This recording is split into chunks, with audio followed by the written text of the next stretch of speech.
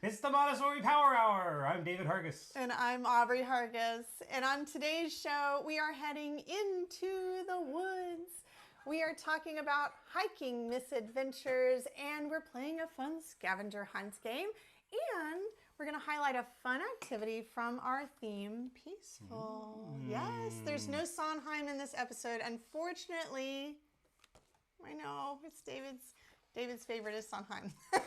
But seriously, we have a lot to share, and this is actually inspired by an adventure that we took this weekend. We decided, David and I, that we have been working so hard on working on all of this new curriculum that we have been kind of avoiding going out into the woods recently. And normally this is a staple part of our lives as homeschooling family. Now, it's been summer. That's right. So it's been really hot out there, and during the hottest part of the summertime, I usually have in the back of my mind that I'm thinking not really hiking. I'm thinking more like swimming and beach and stuff. But still, living here on the coast, we are able to access some areas that are a little bit cooler. It's not necessarily super hot out there all the time. Well, I mean, let's be real. If here in the San Francisco Bay, it is not hot. It can get really hot outside of San Francisco. Well, that's true. Yeah, Out and about, it can get into the hundreds. That's we true. have taken some blistering hikes that I have regretted. But I just want to put it in context. When we're saying it's been hot, we don't mean we mean like it's in the 70s. Yes. And we're used to the 50s. So it's relatively. Okay, that's enough gloating about our weather. I mean, I'm sorry. we don't have to do it every episode. Well, we can talk about all the problems. Let's focus on the positives, folks. We're here. We survived our hiking adventure. Yes. Because that was the thing. We hadn't gone hiking in a while. Mm-hmm. And partly it's because of the weather. But I think, honestly, it's because we've been just too focused on, well, I don't know if it's too focused, but we've been just extremely focused on work. It's just a necessity. That's the adult rhythm of life.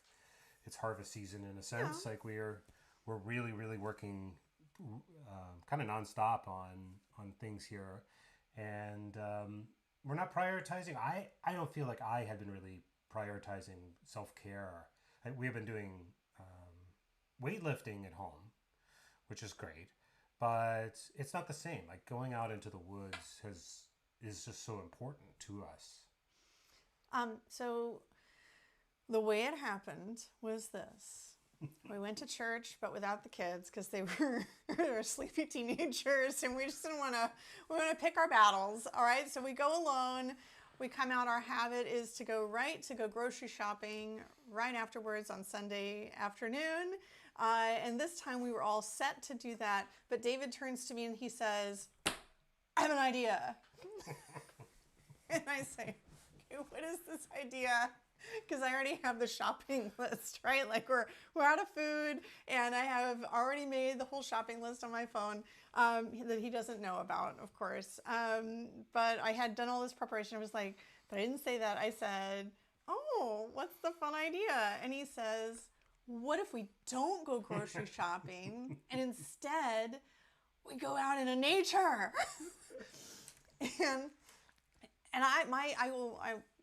I won't lie, my first reaction was, "Oh, it's going to be hot out there." Yes. See? I know.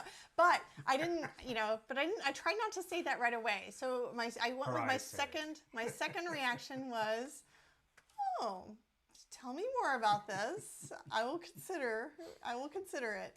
And then he says, "So what if we just don't go grocery shopping, do our parental duties, right? And instead we go home, we get the kids out of bed because they're probably still sleeping in on Sunday morning.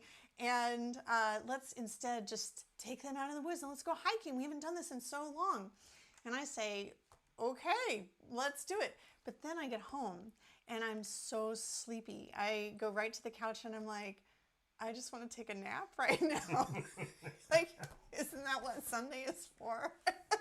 So I go to the couch and I have like gotten myself dressed for hiking, and David says, "Oh, are you ready for hiking?" And I said, "Yeah." So I go to the couch and I just burrow myself under the covers and I go to sleep. And he's sitting there from his chair and he's like, I see you're all ready to go hiking. I'm like, I'm just going to sleep until everybody's ready. Because otherwise I'll have to be the one like bustling around, and I didn't want to do that. So he got everything ready. Yes. And then we went out into the woods. And then we had a very auspicious beginning. We got through. There wasn't a whole lot of traffic. We bought gummy bears. Oh, yes. Because just before we get into the woods, you like do the same thing. And you're like, I have another idea. I'm like, okay, what is this? And I'm so sleepy. I'm still like, I'm in the car. I'm like almost sleeping in the car. David says, gummy bears. And so we go to the store. We get a gigantic bag of gummy bears, and then we go into the woods. And David says, remember when our kids were little and we brought gummy bears with us, and we would just eat a few while we hike, and it was so adorable and Well, we hadn't been hiking in and a long time, and I was feeling very nostalgic. I know. Yeah. I know. And our kids are growing up so fast. So Oh, we go for into the sure. woods, and I wake myself up. We get prepped for hiking, the tick spray, like everybody's got appropriate clothing on. We've got our sun hats. We're ready to go. We're going on a trail that we love going on. Mm-hmm. Yep. And then we start hiking that trail, and I'm timing our walk. So I know that we've hiked about a mile. Yes. Exactly, a mile, 1.3 miles is what my watch is saying. And then something happens. Well, in all the years we've been hiking, I've never hurt myself on a trail What? to this extent. Oh. Yeah. I turned my ankle. I mean, it doesn't sound. It wasn't. I've turned my ankle many times. Who doesn't? But I wasn't wearing my usual hiking shoes. I was wearing a different type that had a lower heel, and I hadn't been on that trail in a year. Oh yeah, you were. Or lower, whatever it's called. And I was talking with our youngest. I think you call them regular shoes. Yeah, well, it's just Regular hiking just shoes, where not boots. Where the ankle part is lower. And I was just talking with our son. We were talking about some homeschool, a book that he's been reading, and wasn't really paying attention. And I hit a rock, and it went right over. And I was like, ah! Well, I was and hiking. then it went again, and then it would pop. It's like, I don't know. I know. And we've been on that trail a lot, and so it's not super remote, right? But it is full of roots. Yeah, and it's That up and down. That particular part was like rock, root, rock, root, root, Yeah. root, root, Well, rock, and I was rock, just root. like, how am I going to get out of here? Because it's probably at least a mile, and no one's going to be able to No carry one me. could carry I'm a very large man, comparatively.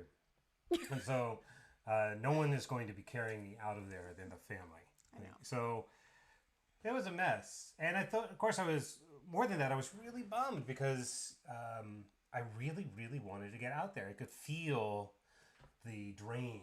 Yes. I was feeling out of shape. I was feeling flat. We don't usually talk about our, faith part. That's something isn't something we usually talk about too much here in the show. But I had been thinking en masse about like, spending the day in sort of a kind of contemplative, in a contemplative way, and how that was a part of my kind of everyday life. Yeah. And I had sort of really lost that over the last several months, and I was starting to feel it because being out in nature is not just a physical thing; it's a spiritual, emotional, psychological thing, and so it was really deflating to be like, like after I got over the initial pain and realized like I was going to be able to hobble back to the car, which I obviously did. I was just really depressed. I was really bummed out. I know. Okay, so but obviously both of us were seeking rest. I was seeking like the literal kind of like sleep rest, and you were seeking the kind of rest that comes from like being restored by nature. And Maria Montessori actually taught about this a whole lot. She noticed the power of nature and the effect that it had on children, and she incorporated nature, and not a lot of people think about Montessori as being a nature-centric type of That's true. pedagogy. Not many people think about it. Like a Waldorf maybe, When you think about Montessori, close your eyes, think about Montessori, and what do you think of? You think of the pink tower, and you think of like toys on shelves, maybe, or you just think about the shelves, or maybe you think about children sitting on rugs in a classroom. That's right. Right? Kind of You a think controlled laboratory environment. Yes. Sort of thing. Or, I mean, even if you're not thinking of it as a laboratory, because that's kind of a Montessori concept, you're thinking of it as an enclosed classroom. Like maybe it has beautiful wooden floors, like in the beautiful Montessori classroom of my dreams that you can see on websites all over in private schools.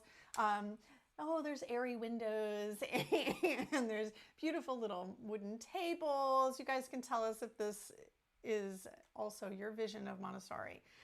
Little children working at little tables and on little rugs, but that's not necessarily like what we think of as nature. When we think of going into the woods, it's messy and you get dirty and maybe muddy and it's dangerous. You could trip on something, or maybe you're out there working in nature and you could use a tool improperly. Like there's all kinds of things that could happen that are not, it's not a sterile environment, right? It's not a controlled environment. And so a lot of us don't think about Montessori being nature-centric, but there are so many Montessori lessons that not only could they be done outside, easily done outside, but that they actually very subtly incorporate the elements of nature. Maria Montessori was very interested in bringing this to life. That's right. So I wanted to bring to us a beautiful little section in this book, The Discovery of the Child. Now, you've read from this many times. It's one of the best. It looks dog-eared. I know. It's more dog-eared than a dog's ear. Yes. I really do need a new copy. I keep saying that. The pages are falling out. But obviously I read from this section all the time in our Montessori primary and lower elementary courses. Nature is just something that's really important that we talk about a lot. And Maria has very clear wisdom about it. So do you wanna read from this section, or should I? No, you do it, please. Okay. All right. So it says from memory. It says, for a long time, it was thought that nature had only a moral influence on the education of a child. This is kind of interesting to me. I've never really thought about a moral influence, but that is what she was saying about her time. Efforts were made to develop a sensible response to the marvels of nature, to flowers, plants, animals, landscapes, winds, and light. Later, an attempt was made to interest a child in nature by giving him little plots of land to till. But the concept of living in nature is still more recent in a child's education. Living in nature. As a matter of fact, a child needs to live naturally and not simply have a knowledge of nature. She says the most important thing to do is to free the child, if possible, from the ties which keep him isolated in the artificial life of a city. Woo! To free the child from the ties which keep him isolated in the artificial life of a city. When I read the word ties and maybe the word artificial, what came to your mind right away? Like what kind of ties? Our children obviously are still tied to the artificial life of the city. Sure, for sure. And what ties do you think she might be talking about? Or can you think of that are tying us today away from nature, that, are preventing us from... The thing that kept us from going out into nature for all those months. Yeah. A sense of obligation. Sort of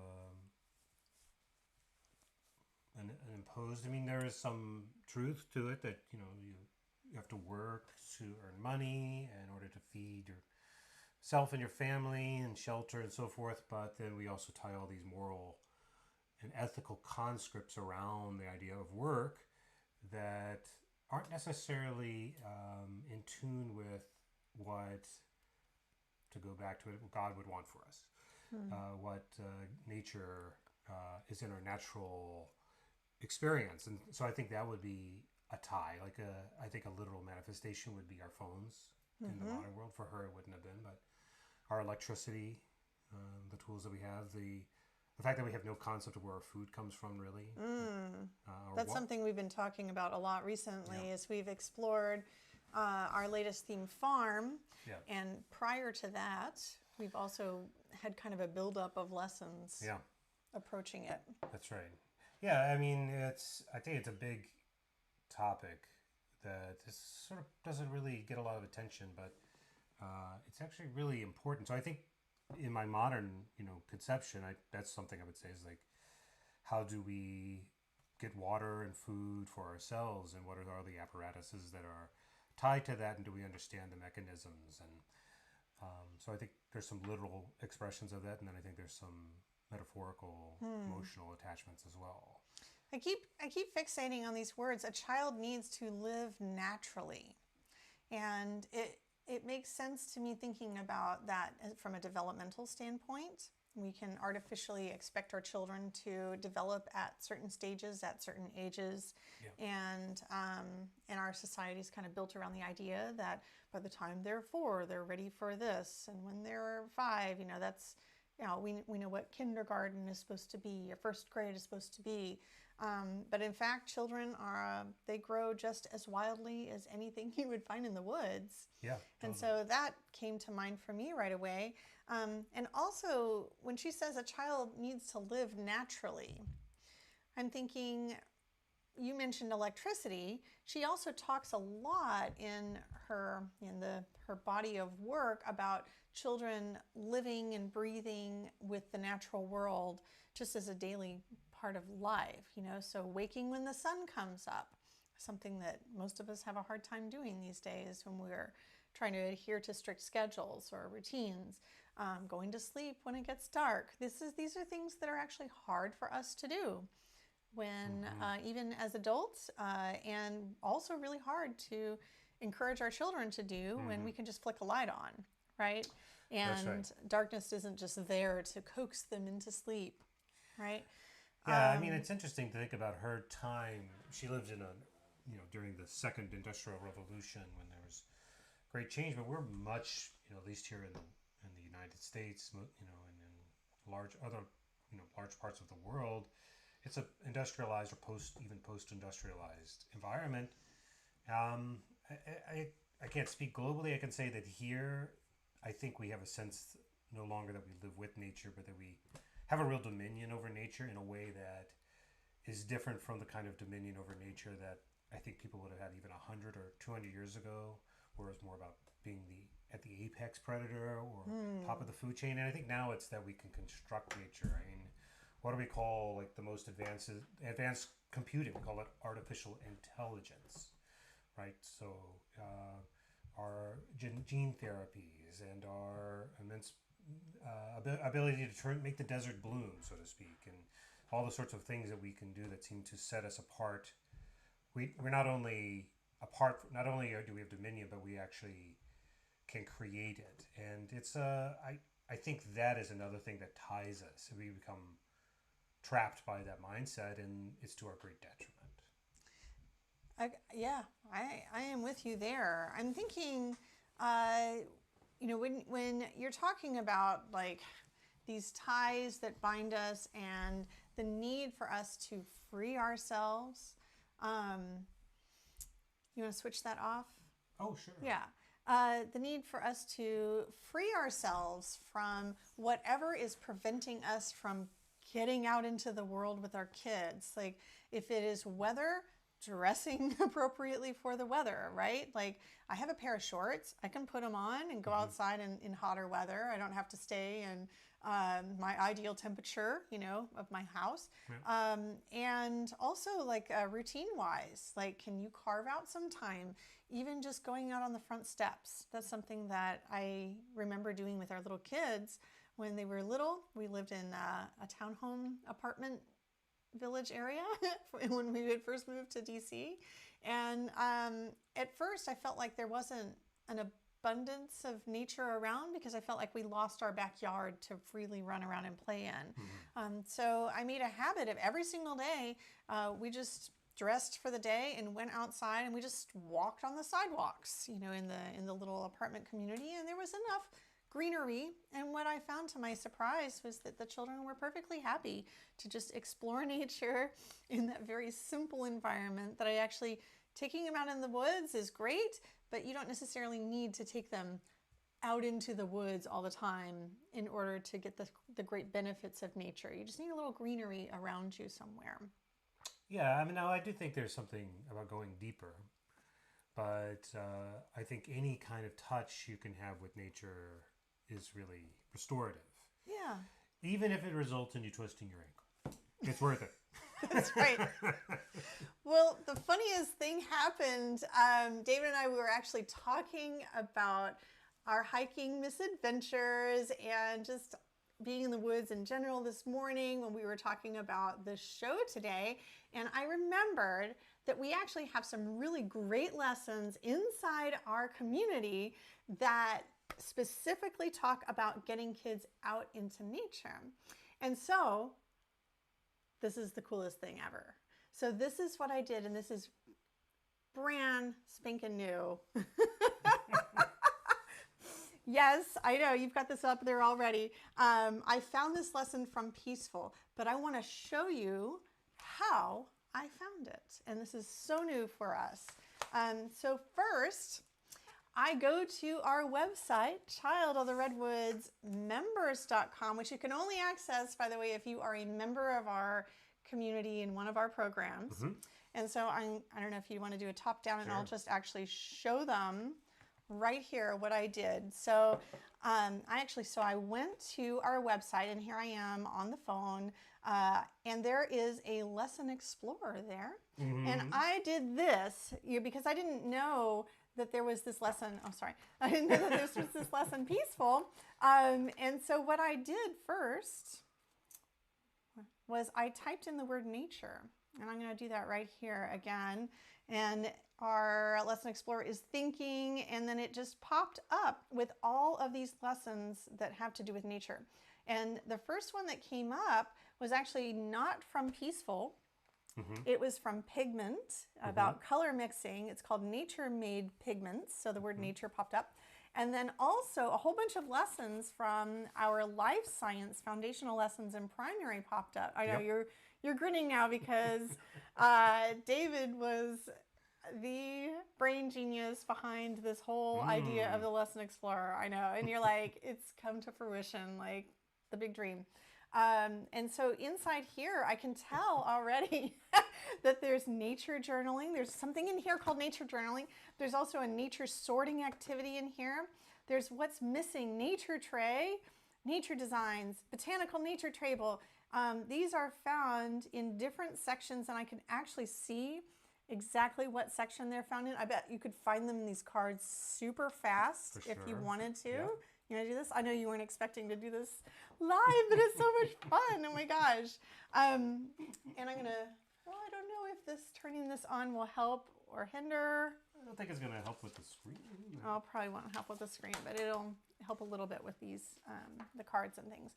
Okay, so anyway, I'm scrolling down and I'm like, okay, I could click on any of these nature activities that are right from our primary foundation lessons. Here's nature journaling. It's a level 3.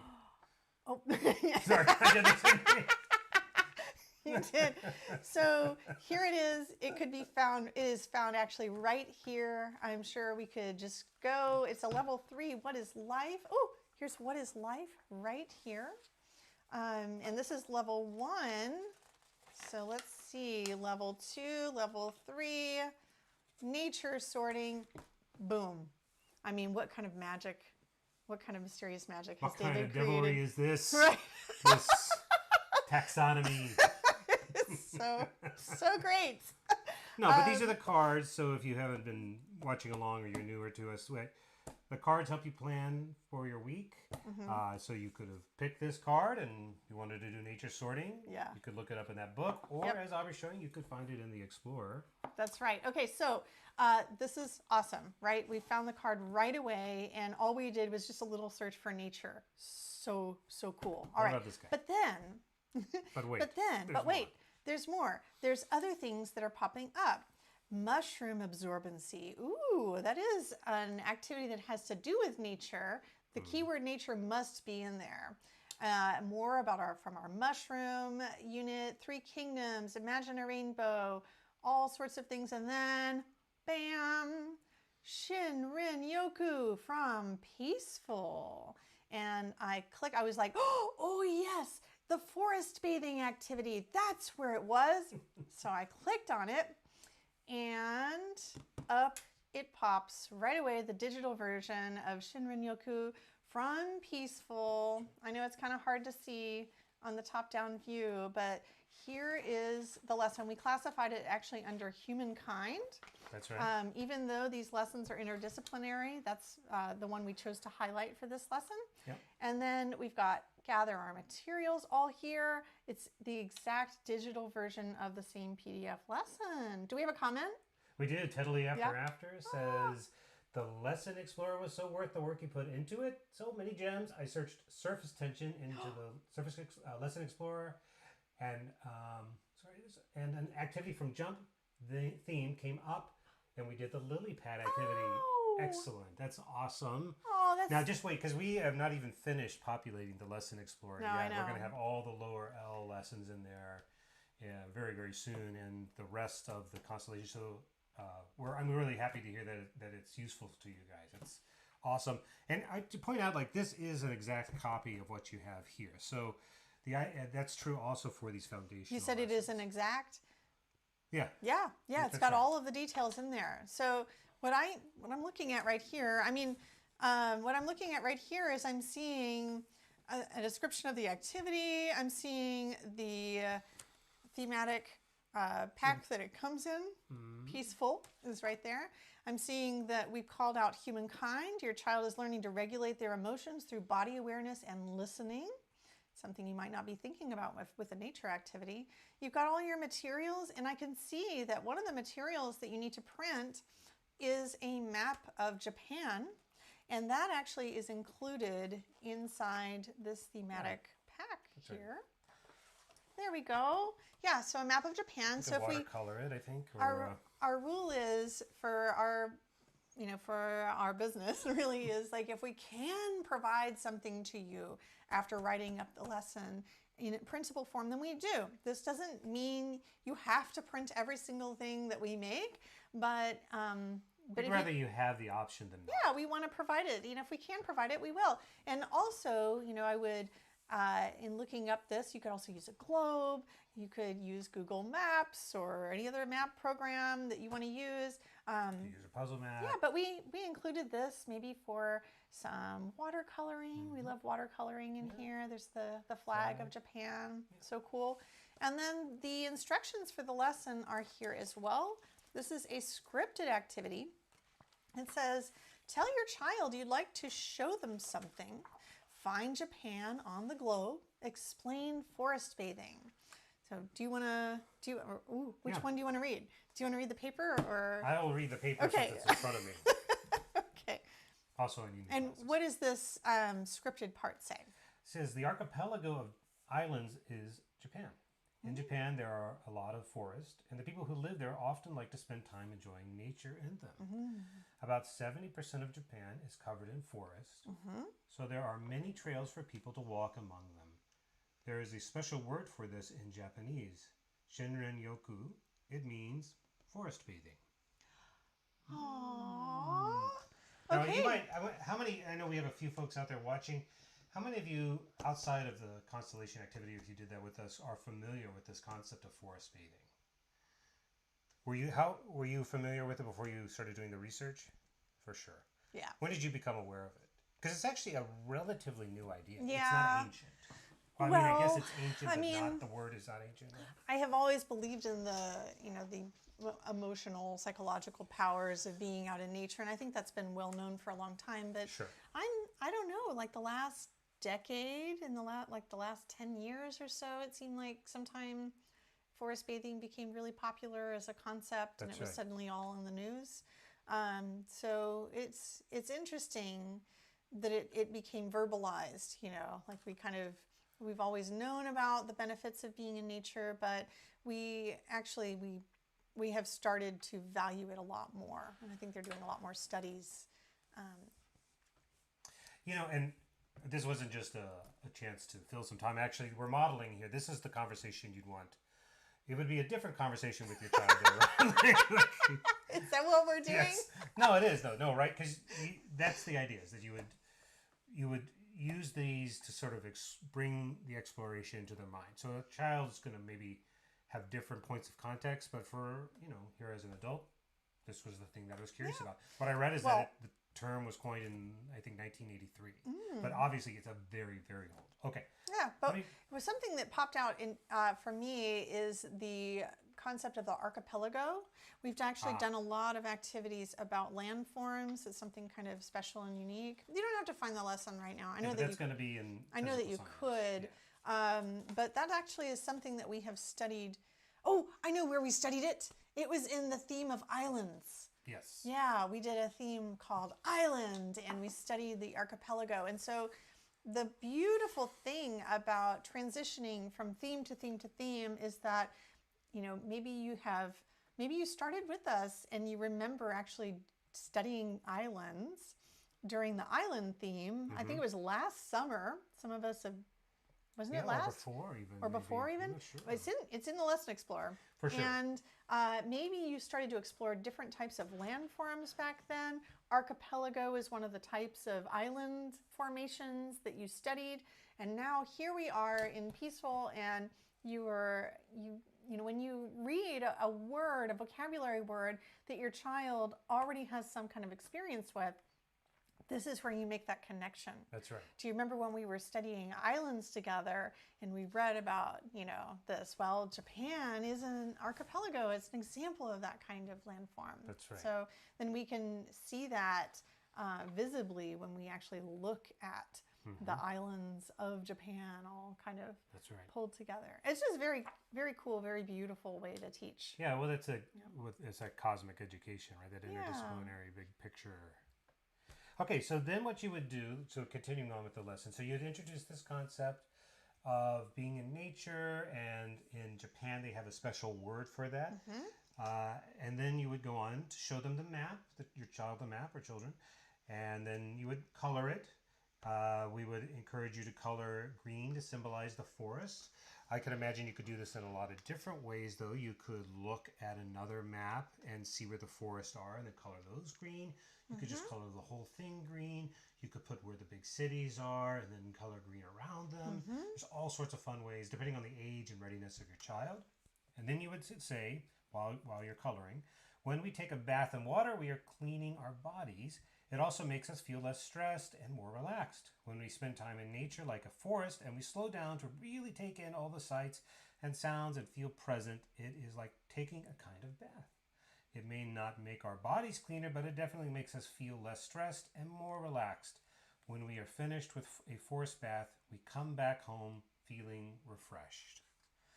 Okay, and then you discuss with your child the idea of where you could experience Shinrin-yoku. So we're going to do some Shinrin-yoku. Where could we go to smell the earth and trees and listen to all the creatures chirping and singing? And then you make a plan to go there. And then you ask, what could we bring to help us with our relaxation? And then you get ready and you go when that time is right. You take, of course, bring some water. You're going to want some tick repellent if you're living in a place where it's really foresty like we do. That's right. Sunscreen, maybe a blanket for a picnic or just to relax. Last time I think we had talked about there was a different live where we talked about packing a backpack with watercolors. I remember we used to bring a watercolor kit. Yeah, sometimes I still do. Yeah, it's fun. You and the boys would sit in watercolor. Any kind of thing to sort of let that wash over you. Let me switch over. You want to switch back? Yeah. Good. Yeah. So, so there are a lot of things that you can do to make forest bathing more fun. I thought you were going to switch us to there we go. This ankle, folks. It's taking all my brain power. I know. David had to rest all day yesterday, but he's here. You're here. I'm here. I know. Going out in nature and forest bathing, you want to make sure that your expectations are set. You do not have to take a hike this is not necessarily about hiking, although it could be about taking that walk in the forest. In our lesson, we recommend bringing with you, like maybe just bring a blanket. Yeah. Maybe you do your forest bathing in your backyard or in the courtyard of your apartment complex, or under your neighbor's tree if they let you. There are little ways that you can find ways to forest bathe even if you don't have access to an actual forest. The actual forest part is actually the least important part of this whole lesson. Totally. Yeah. I mean, and a part of this, and it goes with the idea of forest bathing, is to sit quietly and meditatively and observe, which is what we want to model for children. It's what, when children get really engrossed, you see them doing. You see them getting very dialed in on the task. Yeah. And you're giving kind of a context to do that, saying out here in nature, we can actually make that a part of our everyday life, is to be zoomed in. Because as the child gets older, that ability to lock in like that gets harder and harder. So we can teach them and encourage them to keep that up. It's really good. That's right. Well, friends, there's something inside this plant. You want to look in this plant? Is it? This spider plant has something to share. Well, what is this? How do you make a tree laugh? How do you make a tree laugh? How do you make a tree laugh? Tell a corny joke. Tell a corny joke. It's a little plant joke. Well, thank you there, spider plant. I'm green with envy. A corny joke, folks. That's right. If you want more than just corny jokes, or maybe you don't, maybe you just want corny jokes, we would welcome you to join us at Child of the Redwoods, where you get all sorts of fun stuff, including, if you join at the complete level or unlimited level, all of this stuff here and more. And we've got something new. We are doing a 7-day free trial for our Theme of the Month plan. That's true. Which gives you access to our community. You get access to the video replays, or if there's a live event during your trial period, you get that. And you get whatever the new current theme is. And right now it's farm.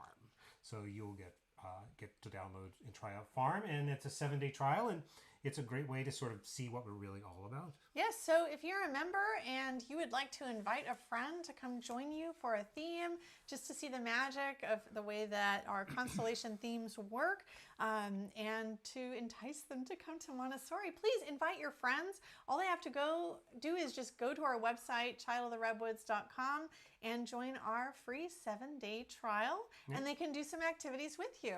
That's right. That's right. Well, classes have begun for this week. Our primary members started on Monday. Was that yesterday? Yes. Gosh, time flies so fast. My goodness. So yes, yesterday we started our primary course. Yep. And this Friday we're actually doing the orientation for lower elementary. And so it's actually like, even though things have begun, we always have people joining last minute during that first week of classes. And so if this has been something that's been on your list and you would like to jump in with us, email us and we will if you've been wanting to join that Homeschool of the Redwoods primary or Homeschool of the Redwoods lower elementary, we changed the name, but that is still the experience. That's Just right. reach out to us and we will help you get signed up so you can enjoy that coaching this semester. That's right. Okay. All right. Are you ready for something really fun? Yes. Maybe not as fun as that a-corny joke, but I know. This is something I was bidding for a long time. In our special member group, we actually did a really fun event about 6 months ago or so that totally blew our minds. It was so much fun. We definitely want to do it again. we invited all of the members of our Child of the Redwoods constellation community to a scavenger hunt on Zoom. And all of the kids showed up, and they all went hunting around their homes for all kinds of silly things. And we definitely have that on our radar to do again. Absolutely. Once we've kind of got our heads around and we've started going back into the forest regularly. But until then, we want to send you out into the world on a scavenger hunt. Now, this is something for you to do right now if you have the ability, or you have a special little one who found that a-corny joke particularly hilarious. They might enjoy this. We're going to name something, and then we want to see if you can go find it in your house. That's right. Yeah, so we want you to find something in your house or around your house that grows, and something else that flows. Something that grows and something that flows. And after you have found those things, if you are a member, we invite you to post what your child found for the scavenger hunt inside our community. Ooh. Yes. Something that grows and something that flows. Now, could it be something that flows and grows? Well, I suppose it could.